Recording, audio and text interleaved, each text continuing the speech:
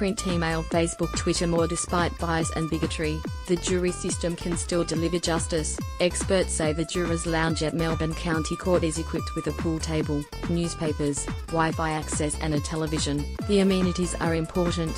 Anyone who arrives with a summons for jury duty will wait here for many hours, along with about 100 other people, in what looks like an upgraded airport lounge. If they are selected, they'll move into a jury box for the duration of a trial, where they will sit with 11 other strangers to listen to the arguments and the evidence. At the end of the trial they will retire to the deliberation room. Inside they will play an integral part in a cornerstone of our justice system, albeit one that some experts say needs to be overhauled. Entering the deliberation room. The ideal of the jury process is that, while locked in the jury room, 12 ordinary people talk and argue until they reach a verdict. Central to this system is the idea of secrecy. No one should divulge what is discussed in the jury room. All deliberation rooms in the Melbourne Magistrates Court look very similar. A table in the middle, 12 chairs, a whiteboard, a television for watching back evidence and some amenities including a bathroom. Victorian Juries Commissioner Paul Daw spends every day at the court and has watched as plenty of jurors enter these rooms. Even he is slightly awed by the process.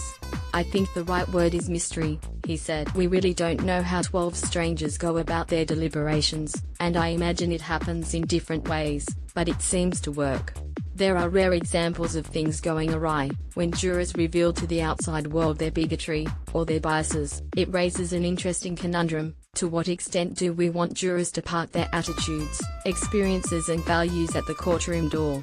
Does prejudice alter the jury room? The idea of 12 ordinary people sitting in a jury box and deciding if an accused is guilty or not guilty is deeply ingrained in our collective psyche as the fairest and the best way for our justice system to operate. But it does not always run smoothly. John Spencer, an emeritus professor of law at Cambridge University in the UK, has a file full of cases built up over 40 years where there has been incompetence, prejudice or misbehaviour by jurors. One of the more notorious cases in his files concerns Kasim Davey, a young man impanelled on a child sex case in the UK in 2013, who posted inflammatory comments about the trial on Facebook.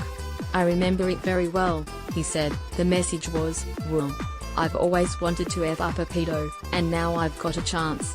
Sent out to the world. In 2013, Kasim Davey was found guilty of contempt for failing to follow the judge's clear instructions not to discuss the case outside the jury room. "It was behavior which showed an irresponsible attitude," Professor Spencer said. "Somebody once said, justice must not only be done but be seen to be done.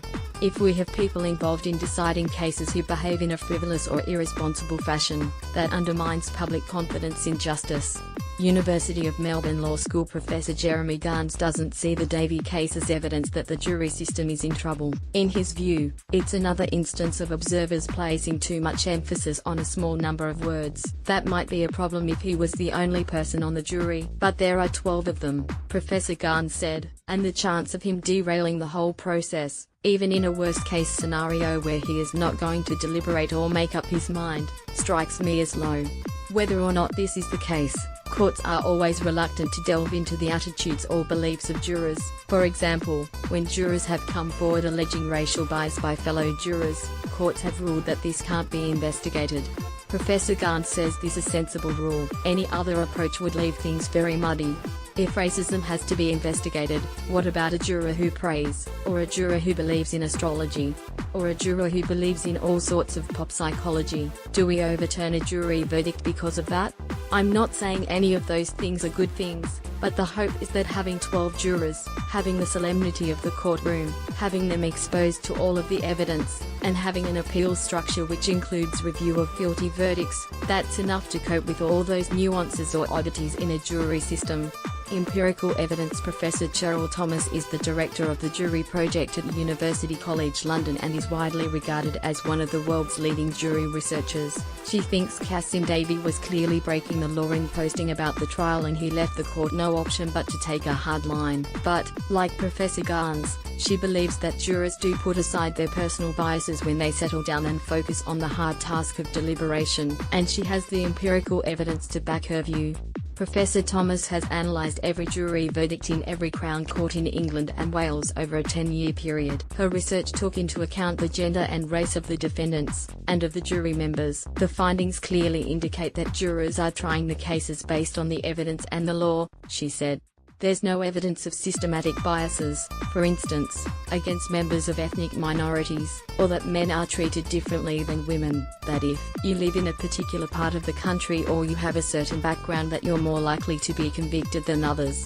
Although these findings give comfort to those who believe the system is just, not everyone is convinced. Professor Spencer, for instance, would like to follow the French system, where judges, together with a small panel of jurors, decide upon the facts in a case. But in the absence of major structural change, he has a radical proposal to handle cases where a juror raises a concern of bias. Another idea is if jury deliberations were tape recorded and the tape was sealed after the deliberations, and could only be opened and listened to if there were then a complaint about improper behavior in the jury room, he said. This may present problems of its own, particularly with criminal defense lawyers doing everything in their power to access these tapes and exonerate their client, potentially significantly slowing down the court system. For now, courts will only investigate if there is a strong possibility of illegality. This means we can never really know what goes on in a jury room. But from the outside looking in, Professor Thomas's findings at least adhere to how Paul Dore sees things day to day at the Melbourne County Court. It seems that the 12 people get to the right decision in the end, he said. Sometimes they don't. Sometimes they can't make a decision and a judge will accept that and then make a decision as to whether the trial has to start again with a new jury. But most times